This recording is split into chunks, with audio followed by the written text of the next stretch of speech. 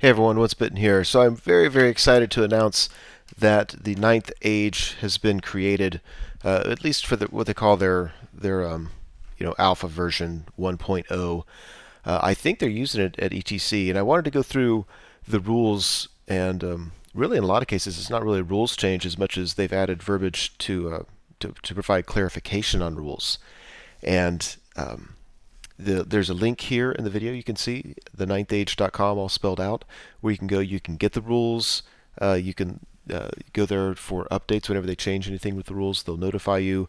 And there's actually a link for feedback. And so it's kind of a weird concept. Like if you see a mistake, if you see something that's unclear, and I'm going to offer one or two things in this video that I think are unclear, you can actually go to the link, provide feedback, and actually have, oh my gosh, actually have it be somewhat interactive with the people who play the game. This video assumes that you know 8th edition rules, and yeah, I mean, in a lot of the way the Ninth Age is written, it refers you back to Games Workshop's big rule book, and it just changes words or adds to it. So I feel like I should say though that it would be impossible to write any rules that everybody would be thrilled with every single rule. And if you're hoping for that, just don't. I mean, it's absolutely impossible. Nobody can write rules that everybody else is going to agree with everything. So that's really not the point of this. The point of this is, can we make what used to be 8th edition Warhammer into something that's a little bit better, a little cleaner, a little tighter, something we can all agree on enough and move forward, knowing that it's not static. It's very much a living game. The things are being constantly reviewed, and I think over time will be periodically updated with purposeful changes in there to keep things, fresh. Um, yeah. So anyway, so this is going to be somewhat informal. I'm just going through my notes of it. I highly suggest you go there and print it out. This video is going to cover what I consider the rules, but what I'm not going to cover is what are the new list of magic items. I think they took some out. It's not they've changed all the magic lores, and that's a whole video in itself. So I'm not going to cover the magic lores or that, and I'm not covering specific armies. They've already started trying to correct some of those things. I'm just looking at changes or clarifications made to the main rule book. So they start off with sequencing is one thing that they just clarify that when abilities happen at the same time, that the person whose turn it is, they call that the active player, does their whatever they have first, and then the reactive player, the player whose turn it isn't, then goes. They are using a line of sight. It seems like a combination of true line of sight and abstract line of sight. It's true in the sense that you have to extend a straight line from the front of the base of a model directly to its target, without going out of the unit's front arc and without being interrupted by blocking terrain. And then under terrain, they have whether it's blocking or not. For instance, woods are not blocking. You can see through woods, but building would be blocking, which makes sense. And they use a tiered height system. So they have tiny, small, medium, and large. They also have it 1, 2, 3, and 4 in case they wanted to refer to it as numbers. So tiny are swarms, small are infantry, war beasts, war machines. Medium is all other unit types, and then large is anything with a large target special rule, regardless of the unit type. And all models with the majority of its base on a hill. So I thought that was interesting. So it's like when you're on a hill, you temporarily have the large height. It makes sense. Let's see, I'm skipping a lot of what they have because a lot of it I don't see enough of a difference between this and the rulebook, and sometimes I wonder if they're just inserting this into they're providing a whole paragraph so they can insert a sentence and have it make sense. They do spend a couple paragraphs clarifying what's a model, what's a unit, talking about multi-part models. So everything on the same base is the same model. So a dragon and its rider, a cannon and its crew. It's one model. Period. Then they say all models are part of a unit. So your dragon with rider is a model. It's also a unit, whatever. They clarify recovering wounds versus raise wounds, and I think they're offering those two terms so they can talk about it slightly differently. So when you recover wounds, they clarify things such as characters inside units can never recover wounds. These are things that most people play anyway, and some people, if you dissected the rules as written, sometimes had a problem with it. So characters inside units cannot recover wounds. Recovering wounds can never bring dead models back, and it can't take the unit above its starting number. Again, apart from rules lawyers, we've all been playing like that anyway. When you raise wounds, it means you first recover all lost wounds on models, and then you start, except of course characters, in a unit, and then you start bringing models back in the same way it used to be done. Champion, standard bearer, musician, then rank and file, and each raised model must be recovered to its starting wounds, and you can't raise it past its original starting number. They clarify with summoned units. I thought it was interesting. If the whole unit cannot be deployed, then no models can be deployed with it. They do clarify too, you can't go conga line. It says if you have enough models raised to form a full rank, then you have to deploy them with a full rank. So, yeah, I probably wouldn't have done that, but I'm okay with it. And then the magic section. Here they made quite a few. This is where I think their bias really shows up. I think ETC especially does not like an overpowering magic phase, and so I'm curious to review in detail the actual magic lores. But already I can tell that they promote relatively small buffs and hexes and things like that, things that influence the game but don't win the game. So, yeah, bear with me. One thing they clarify that if there's a boosted version of a spell and you don't declare that you're using the boosted version, then if no declaration is made, the lowest available casting value for the target is assumed to be used. So, if you need it boosted to get the distance to where you need, you can't just throw the dice and say, oh, well, I only could have done boosted, therefore I automatically was doing boosted. Doesn't work like that. If you don't declare, then you didn't cast that.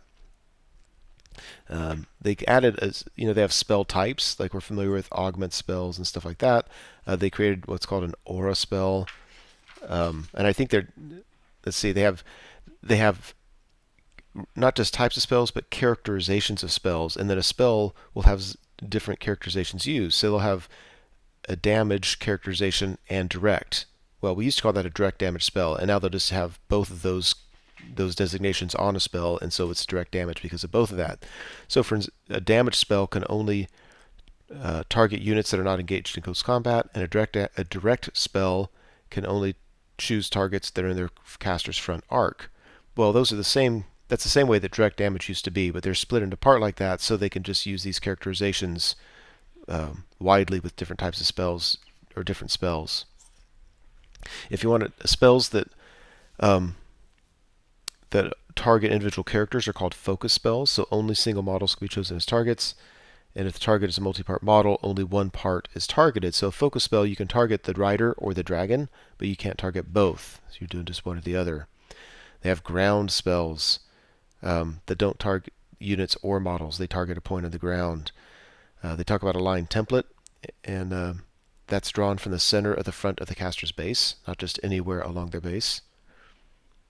They have missile, so instead of magic missiles, they have a missile designation, which means it has to be in the caster's line of sight, which again, that was different from direct damage. Direct damage has to be in the front arc.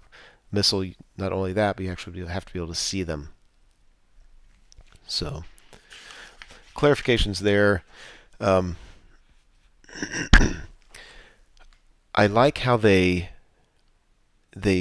changed they fleshed out the magic sequence. So one change it's made is how and when do you display remains in play spells, and when does the magic phase end? I don't know if anybody remembers this, but several years ago there was if you go rules as written, magic phase ended as soon as the controlling player said, "I'm done casting spells." Boom, it's done. And if you played it strictly like that, it really kind of screwed the person whose turn it wasn't. Now none of that works. So the magic phase, they actually have a pre-phase. So before you roll Winds of Magic, if there's stuff that happens at the beginning of the phase, that's when you do it. You roll magic, you roll channeling. Then the reactive player gets the choice to dispel remains in play spells, of course from previous magic phases. Then the active player can do it if they want to. I think that's interesting. Then the active player can cast a spell. It kind of walks through, what happens. If it's successful, then then the person can attempt to dispel it. If it goes through, you resolve the spell's effects, then you resolve the lore attribute, and then you go back to the reactive player's chance to dispel remains in play spells from previous magic phases. So it's not like there's just one opportunity. It's basically before or after. Yeah, I guess before or after a casting attempt, the reactive player gets the option if they want to dispel any remains in play spells. Yeah, and it just repeats that over and over again, and it only ends when neither player does anything on their steps 4 through 7. So if you don't dispel anything, you don't cast a spell, anything like that. If somebody does any of those, cast a spell, dispel something, then you go through everything, then you go back to, okay, now do you want to dispel any more? And when nobody does either, then the magic phase ends. So it's very clear about, everybody gets to do stuff they can do, they want to do in the magic phase. Nobody's getting jerked around with it.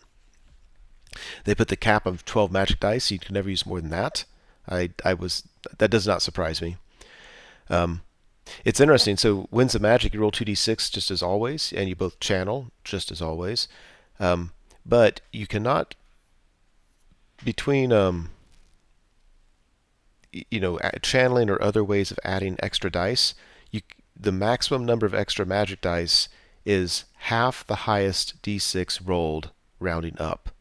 So if you build a list that somehow has the possibility of channeling 8 dice, or you're using the herd stone or something like that, that's great and all, but if your Winds of Magic are a 4 and a 3, the larger die is 4, and you can only get half of that, 2 extra dice. So they're definitely wanting to tone down huge power dice magic phases. So I think I haven't obviously haven't covered the new magic lores, but one thing they've done is the lore attributes. The lore attribute functions as an automatic spell being cast, which is really interesting. It's not an automatic thing that happens. The spell is automatically cast. And what I'm not sure about yet, because I haven't read them yet, or I've glanced over them, is there any way to dispel them? Right? Because if there's not a casting value, it seems to me that you couldn't dispel it. So I'm unclear about that right now, but I don't think they need to clarify that in the rules. I think once I go over the magic spells, that'll be clarified. Yeah, so there's a 5 dice maximum on spell casting, so no more 6 dice for the win. Now it's 5 dice for the spell. I mean, I don't think we're gonna have game-winning spells now. They have the thing now that when you go to dispel, you can have multiple wizards join in. So if I have a level 3 and 2 level 1s, I can say the level 3 is dispelling, the level 1s are adding their help to it. It doesn't matter what level these people who are aiding you are. You get plus, in essence, you get like +1 to your magic level for each one that's aiding you.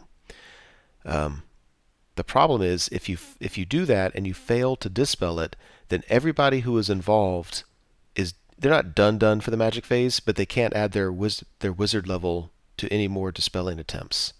Same thing when you're casting spells. It doesn't say that if you fail to cast a spell, you're done for the magic phase, but you cannot add your wizard level anymore. So my level 4 casts 3 dice on something, it doesn't go.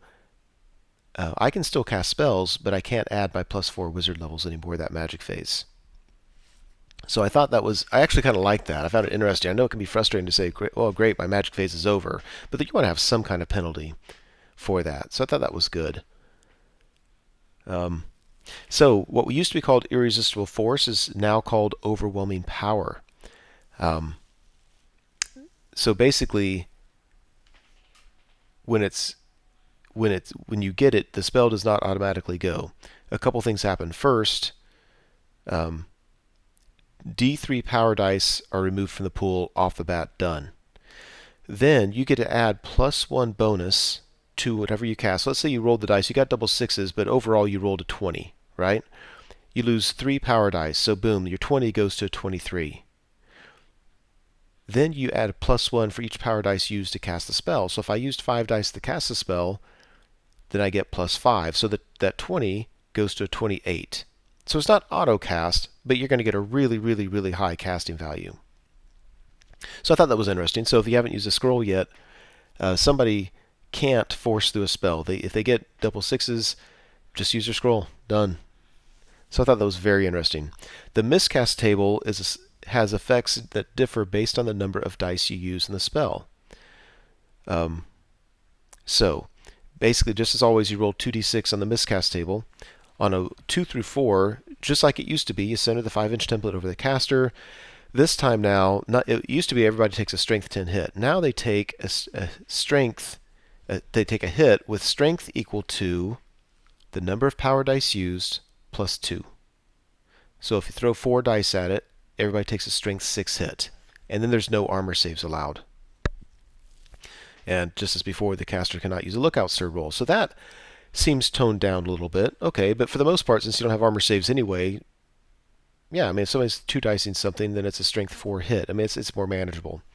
But get this. If you use 4 or 5 power dice, then the caster is dead, removed from the game, auto die. It used to be you had a 50-50 chance on that deal. Now, nope. If you use 1, 2, or 3 dice, then you just remove then you remove more power dice from the pool of dice based on the number of dice used to cast a spell. So I cast 3 dice on a spell, I get double sixes. I roll a 2 on the Miscast Table. Because I only use 3 dice for the pool, 3 dice come out of the pot. So that's pretty similar to how it is now, a little tweaked. But yeah, if you roll the 2 through 4 in the Miscast Table and you had used 4 or 5 dice, you were trying to power through a spell, dead. Nothing. They're not messing around. The 5-6 result is pretty much the same as it used to be, but again, you remove power dice from the pool based on how many were thrown for the spell. On 7, instead of everybody in base contact being hit, just whatever unit the caster is in gets hit, suffers hits, the number of which is based on how many dice you used for the spell, so somewhere between 2 and 5, or 1 and 5, with the strength equal to the number of dice used plus 2. So this makes where you really need to have that caster in with a unit, because if the caster's all by his lonesome, he's going to take those hits on himself. So you almost have to have a bunker unit for your casters. I like it, except for I don't like that you have to have a bunker unit. Let's see, 8 and 9. Normally, all your spellcasters take a strength 6 hit. Now, all your spellcasters take a hit with strength equal to the number of dice used on the spell plus 2, with no saves of any kind allowed. Now, that's really interesting. So, no more, the word saves aren't helping your wizard from this anymore. And then 10, 12, we use power levels. Your wizard's levels reduced by the number of dice used minus 2. And then you lose 1 spell for each level, just like before. So here, by the way, is one where we need to get feedback on it, because let's say if it's the number of power dice used minus 2, that's how many wizard levels you use. So if you throw 1 dice, I guess if you throw 1 die at it, you can't get irresistible force. Never mind. That works. So let's talk about aided dispelling. I talked about that a little bit. Bound spells. I'm big on, if it's a bound spell, throw all the dice I can at it, because there's no downside. Well, now if the bound spell is contained in a magic item, the spell is lost if you get overwhelming power. So that's kind of a big deal. If the bound spell was not contained in a magic item, so it's an innate bound spell, the spell is only lost if you used 4 or more dice to cast it. So as long as you use 3 or less to cast your bound item, there's really no, like for the warrior priest, you're fine, nothing's going to happen. But you try to force it through with 4 or 5 dice, you roll double sixes, spell is lost. So kind of interesting. They clarify moves made during the magic phase, and to me, I don't see how it's anything different than how I've been playing. But my guess is they're clarifying things that where there was confusion. They clarify in the shooting phase cover saves, and again they're using the tiered system. So we have 1, 2, 3, and 4: tiny, small, medium, large. Basically, if there's something blocking terrain between you and your target, such that that would keep you from seeing it. So a hill would keep you from seeing it. If you see around the hill, but but it's still obscuring more than half the unit, then the blocking terrain, those things are giving hard or soft cover. So worth reading about. It doesn't really change a whole lot there.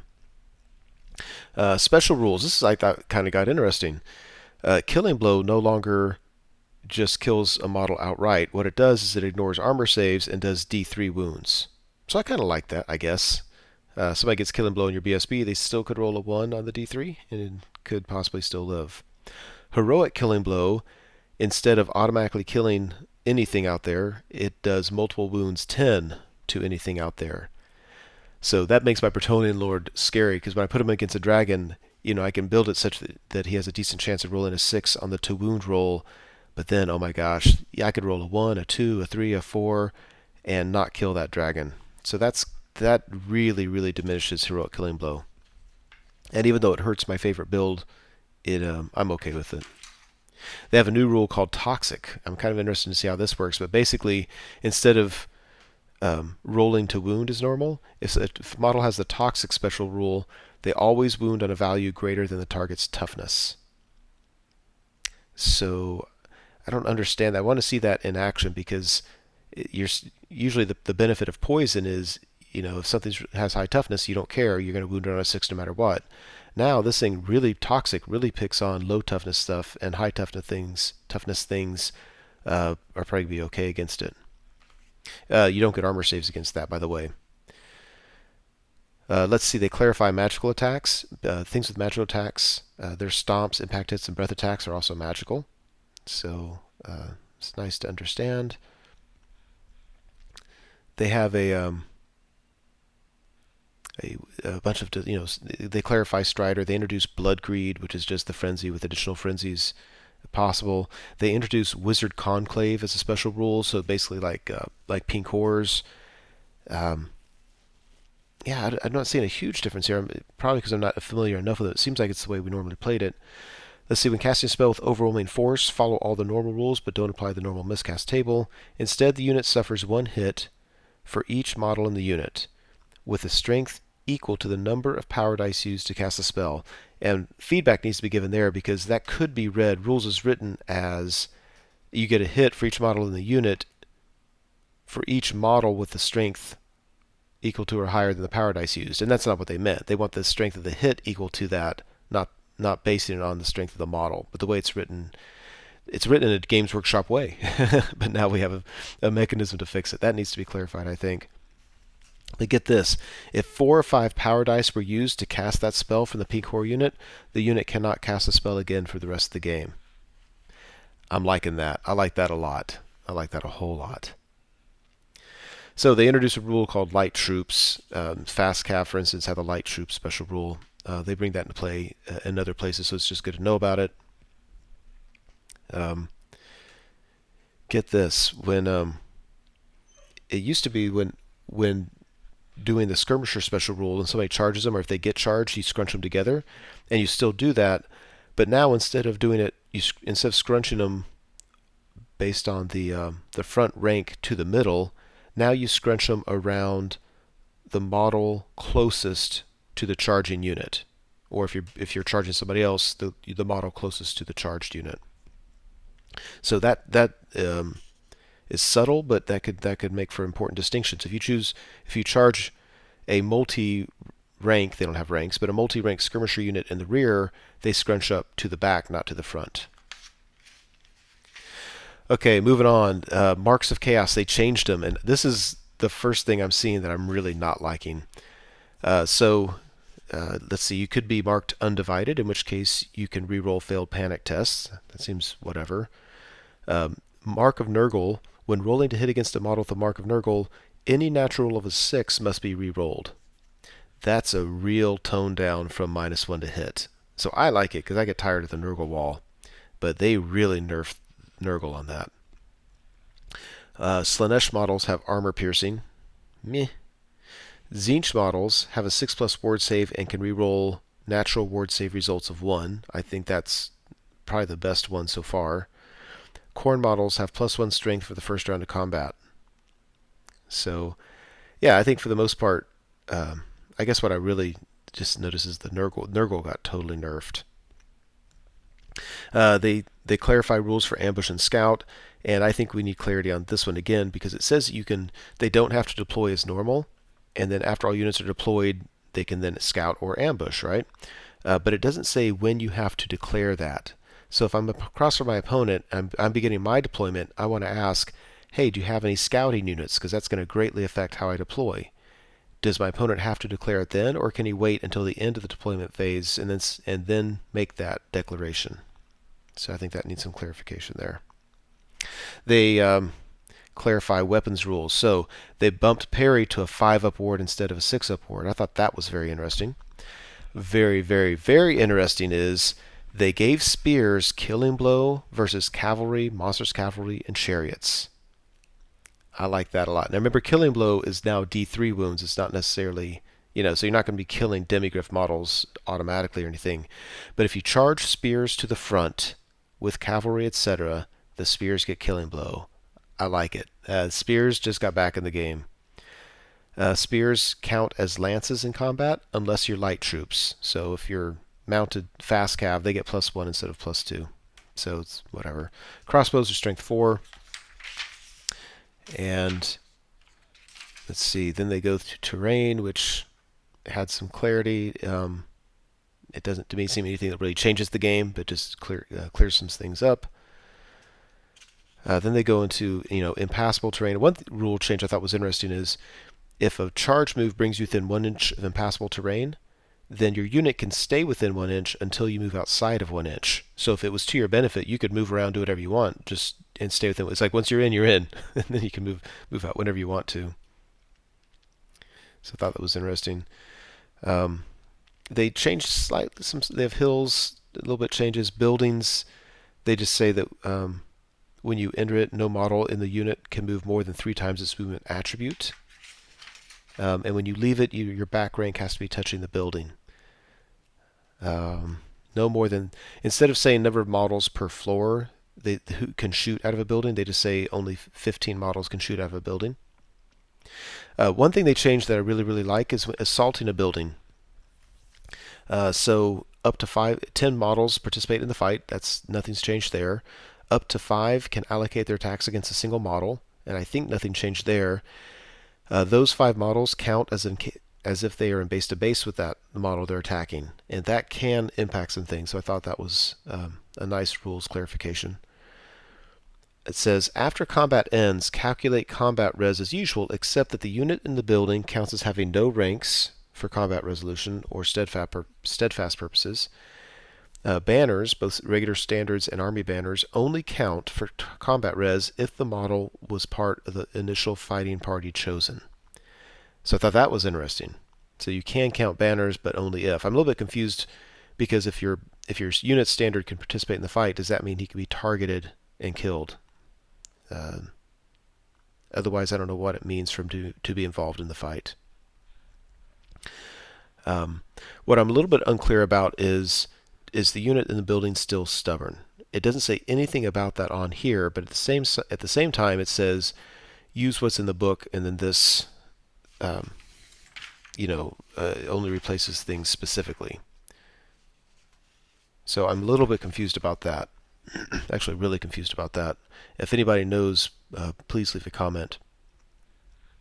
So if you win it, let's see, if the assaulting unit wins, they can either reform and be nudged back an inch from the building, or they can keep assault. Okay, so if the assaulting unit if they win but the defenders don't break, you can reform and be nudged back from the building. Done. That's nice. You're not stuck in a bad position to get rear charged from something else. Or you can choose to keep assaulting the building, in which case both units will count as being engaged and the assault will go on in the next close combat phase. I love that. It made no sense whatsoever for a unit to leave the building and then the next combat they're not fighting, and the one after that they go in again. It was just stupid. Now you can say, no, we're still fighting. So I like that a lot. If the defenders of the building break or are all killed, the assault unit can enter the building, or it can again reform and be nudged an inch. It can't pursue or overrun. If the defender unit wins, the assaulting unit is just nudged back an inch. They cannot reform. And the units are no longer engaged. So that's interesting. To stay engaged fight after fight, the attacker has to win. If the defender wins, you're kicked out of the building. You'll have to charge again on your next turn. Notice, by the way, there was no break test. It's just if the defender wins, they win. Just back up an inch. So the assaulting unit's never going to run away, and it's not like they have a break test. They can stay in combat or something like that. So I think that's interesting. I probably would have done it slightly differently, but I like how this is compared to the traditional rules. So they go. Also, we're still in terrain. Building is a type of terrain. They introduce a type of terrain called fields, which I find very, very interesting. They provide soft cover. But if you're in a field with cavalry, monstrous cavalry, or chariots, and you declare a charge, then your dice rolls are always a 1. So it basically means cavalry cannot charge out of a field. I think that's interesting. You can march out, that's not a problem, but you can't charge out. If a steam tank gets in a field, I don't know, it's not a charge unless they would connect. That would be a problematic situation. What if I roll 3 dice for my steam tank, I get 3 6s, 18 inches would be a charge, but because it's a charge, I rolled 3 1s, which would not be a charge. So I can move out of the field as long as I don't roll high enough to charge it. I mean, just that might need some clarity with the steam tank. And if you're in a field, you count as flammable. I thought that was kind of interesting. Yeah, so they have some rules for ruins, from water. I don't think those rules change though. Yeah, they clarify like if you want the benefit from defending a wall, that you actually have to be aligned to it and base contact with it, not kind of off kilter with it. So scoring and victory conditions. They made a change here that we've been playing with in the Mid-Atlantic for a long time that I really like. So apart from scenarios which will be released later, the points are dead or fled. So that's nothing's changed there. If the unit's killed or fled off the battlefield, you get a number of victory points equal to their points value. Then you get scared. So if it's fleeing at the end of the battlefield, you get half its points. Decimated.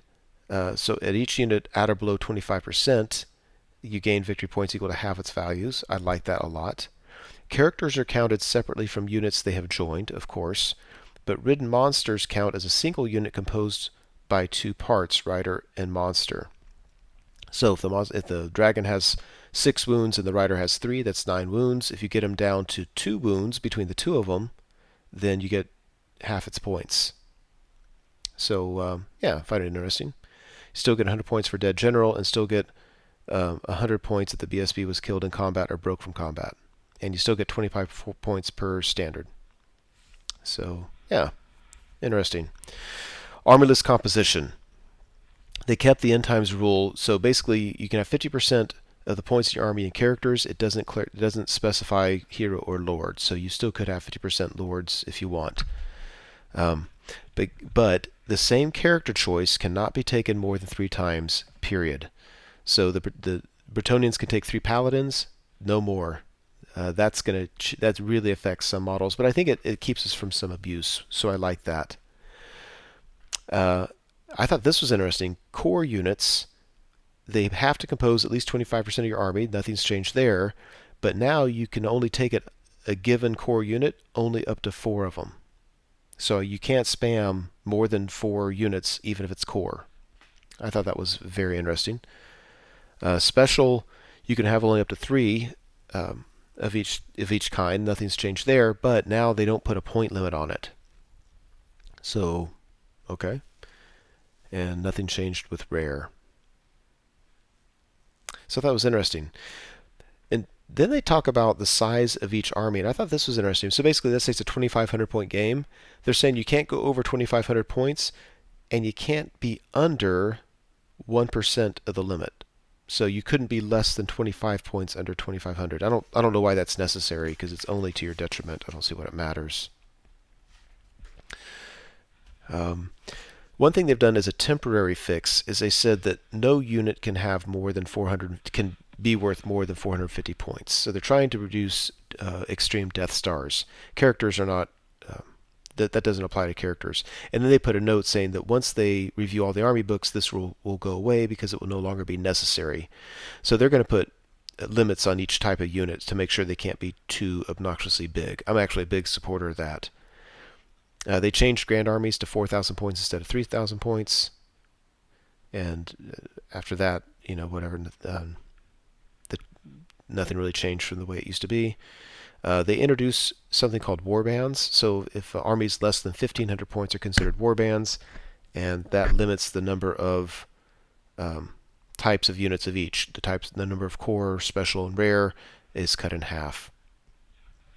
So those are the rules. It's funny. I mean, you print it out, look at them, use them when you play. But from what I can see at first glance, the rules I covered are the only things that seem to really change, and most of them weren't really changes. They were just clarifying things. So there you have it. There's the ninth age. Again, there's a link for feedback if you notice mistakes or the rules you don't like or whatever. There's a mechanism for that. Not necessarily that they have to, or that would it be possible to jump on every feedback given, but hey, at least there's something for it.